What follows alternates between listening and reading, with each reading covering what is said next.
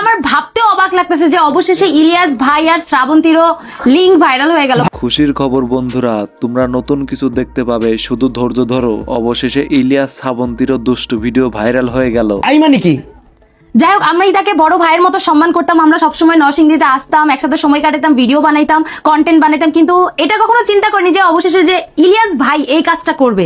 এটা কেউ কখনো ভাবে নাই ইলিয়াসের দ্বারাই এমন একটা কাজ হবে। ইলিয়াসকে দেখতে ভদ্র মনে হলেও ইলিয়াস এত শয়তান। আর শ্রাবন্তীর কথা কি আর বলবো, ভাই রে ভাই। আর শ্রাবন্তী আমি ওরে বড় ভাই মনে করতাম, সবার কাছে গর্ব করে বলতাম এই ইলিয়াস মানে সিরিয়াসলি।